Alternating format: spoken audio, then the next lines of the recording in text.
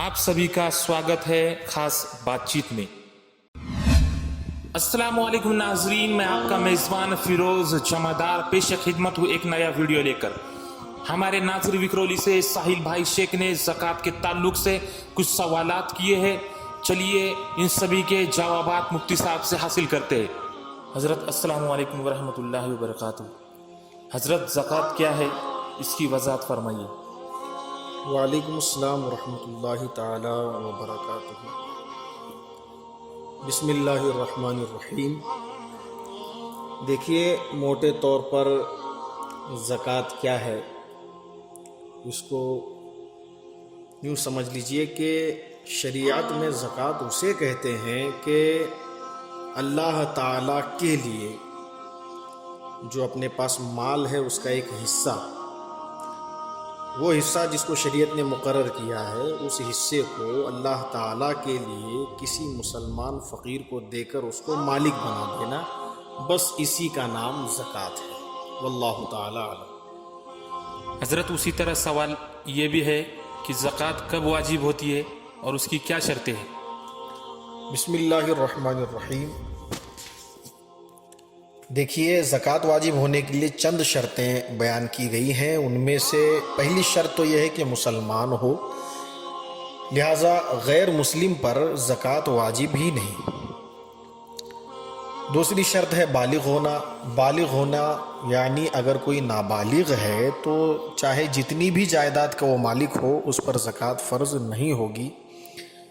तीसरी शर्त है आकिल होना, अक्लमंद होना। लिहाजा अगर कोई बेवकूफ़ है, पागल है, तो उस पर ज़कात वाजिब नहीं होगी, अगरचे वो कितनी ही जायदाद का मालिक क्यों ना हो। चौथी शर्त है आज़ाद होना, यानी किसी का ग़ुलाम ना होना।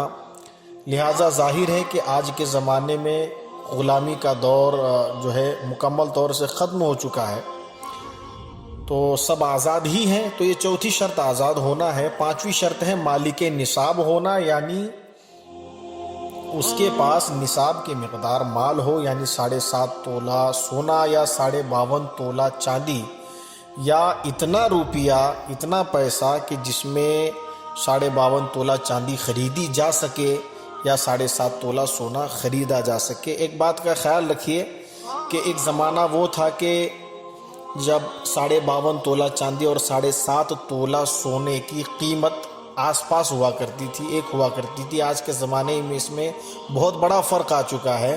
52.5 तोला चांदी की कीमत जहां है, उससे कई गुना ज़्यादा 7.5 तोला सोने की कीमत है।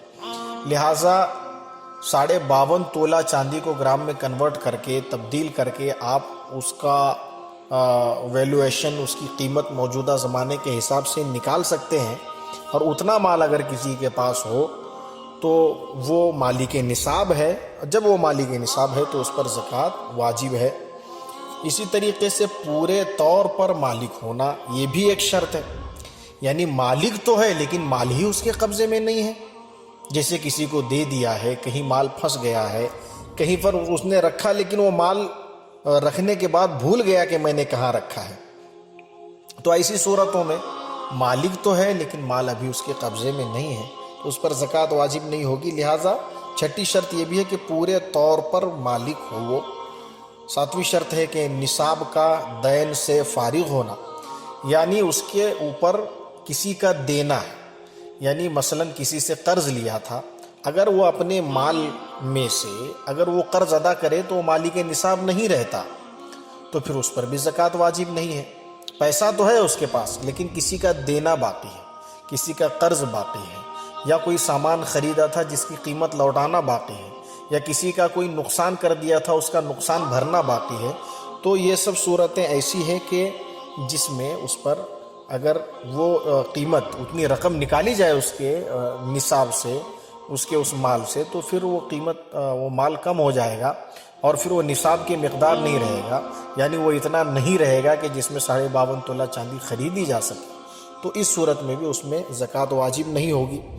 इसी तरीके से एक शर्त यह भी है कि निसाब का हाजत असलिया से फारिग होना, यानी मतलब ये है कि उसके पास 10 लाख का, 20 लाख का मकान है, मकान की कीमत तो बहुत ज़्यादा है, तो अब देखिए 7 तोला सोने की जो कीमत है वो 2-2.5 लाख हो सकती है आज के ज़माने में, लेकिन उसके पास 20 लाख का मकान है, उसके बावजूद भी उस पर ज़कात वाजिब नहीं होगी, क्योंकि ये मकान जो है उसकी हाजत असलिया में दाखिल है, यानी जो बुनियादी ज़रूरतें हैं इंसान की, जैसे सवारी है, घर है, ज़रूरत के कपड़े हैं, तो अगरचे कितने ही के हों तो ये चीज़ें उसकी हाजत असलिया में हैं, लिहाजा उस पर ज़कात वाजिब नहीं है।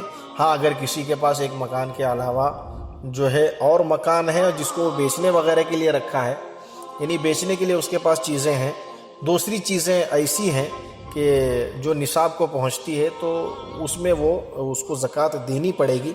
बहरहाल इसकी तफसील के लिए आपको उलमा से रुजू करना ही पड़ेगा। इस मुख्तसर से वक्त में ज़कात के मसाइल को इतनी तफसील से बयान नहीं किया जा सकता, मैं मोटे मोटे तौर पर बयान करता हुआ आगे बढ़ रहा हूँ। एक शर्त ये भी है कि साल गुजरना ज़रूरी है, यानी रमज़ान शरीफ की मान लीजिए 15 तारीख को आप मालिक निसाब हो गए, यानी आपके पास मसलन 25,000 रुपये आ गए। 25,000 रुपये में आप 52.5 तोला चांदी आराम से ख़रीद सकते हैं, लिहाजा आप मालिक निसाब हो गए रमज़ान की 15 तारीख को। अब ये पूरा साल जब घूम करके आएगा, यानी इस्लामी कैलेंडर का साल मोतबर है, अंग्रेज़ी नहीं। अंग्रेज़ी कैलेंडर 365 दिन का होता है और इस्लामी कैलेंडर जो होता है वो 354, 55, 56 दिन का होता है, यानी 10 दिन लगभग कम होता है। तो उर्दू कैलेंडर 10 दिन कम होता है। तो अब ये देखें आप कि रमज़ान की 15 तारीख को जब आप मालिक निसाब हुए हैं इस साल, तो आइंदा साल आते आते रमज़ान की जब 14 तारीख आएगी तो यहाँ पर आपका 1 साल पूरा होगा। अब आपको देखना है कि वो 25,000 बाकी है या ख़त्म हो गया। दरमियान साल में उसमें कमी ज़्यादती होती रही, उससे फ़र्क नहीं। आप 14 रमज़ान को यानी पूरे 1 साल के बाद आपको ये देखना है कि निसाब के मुताबिक माल है कि नहीं, यानी आपके पास इतना माल है कि नहीं कि जिसमें आप 52.5 तोला चांदी ख़रीद सकते हैं। अगर इतना माल है तो आप अभी मालिक निसाब हैं और आपको अब ज़कात अदा करनी है। दरमियान साल में अदा करना आप पर वाजिब नहीं है। जब पूरा साल हो जाएगा उस निसाब को, तब आपको ये ज़कात अदा करनी है। हाँ, दरमियान में ऐसा हो गया कि बिल्कुल माल ही नहीं बचा, पूरा ख़त्म हो गया, 1 रुपया भी नहीं बचा, तो अब जब वापस से फिर आप 25,000 के मालिक हो जाएंगे, या जितने में 52.5 तोला चांदी आती है उतने पैसे के आप मालिक हो जाएंगे, तो अब यहाँ से नया साल काउंट होगा, यहाँ से नया साल शुरू होगा। मेरे ख़्याल से मोटे मोटे तौर पर बहुत सारी बातें आपके समझ में आ गई होंगी। फिर भी मैं गुजारिश करूँगा हमारे जो नाज़रीन है इस चैनल के, उनसे भी, और जहाँ तक ये आपका ये वीडियो जाएगा, शेयर किया जाएगा, लोग देखेंगे, उनसे मेरी गुजारिश यही है कि आप इन सब मसाइल में किसी काबिल आलिम दीन के पास बैठें, उनसे राब्ते में रहें और मसाइल को तफसील के साथ मालूम करें। वल्लाहु ताला आलम।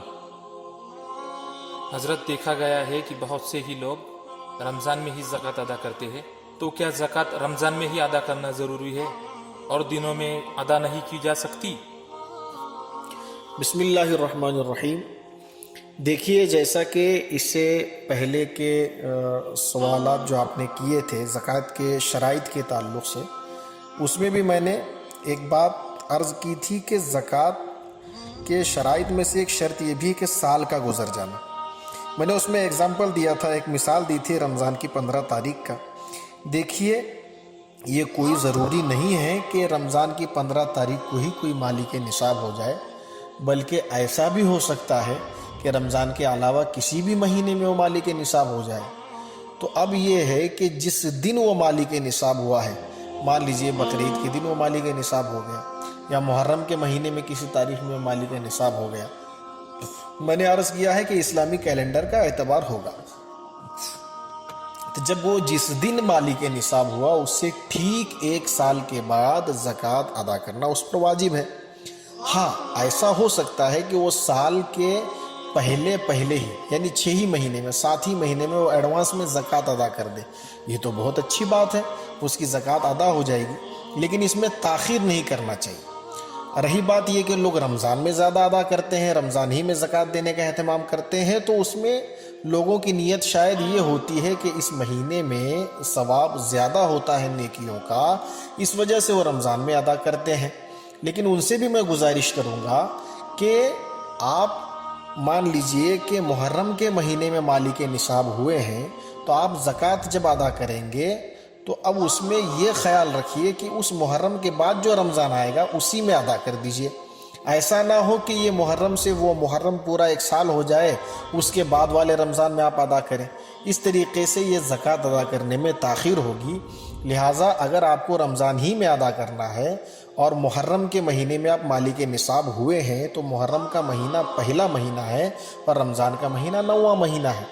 آپ کا سال محرم کے مہینے میں پورا ہونے والا ہے تو آپ 9ویں ہی مہینے میں یعنی آپ 3 مہینے پہلے ہی رمضان میں زکوٰۃ ادا کر دیجئے تو سبحان اللہ ثواب کا ثواب بھی ہوگا اور زکوٰۃ میں تاخیر کرنے کا گناہ بھی نہیں ہوگا. واللہ تعالی عالم.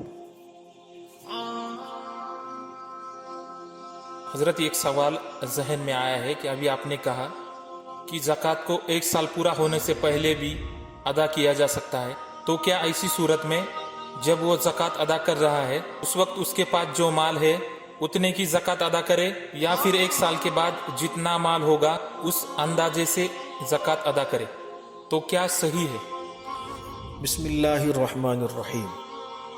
دیکھیں کہ میں نے کہا کہ 6، 7، 8، 9 مہینے میں بھی زکوٰۃ ادا کی جا سکتی ہے. تو ایک بات ذہن میں رکھیں کہ زکوٰۃ تو واجب اس پر کب ہوگی؟ جب سال پورا ہوگا تب زکوٰۃ اس پر واجب ہوگی.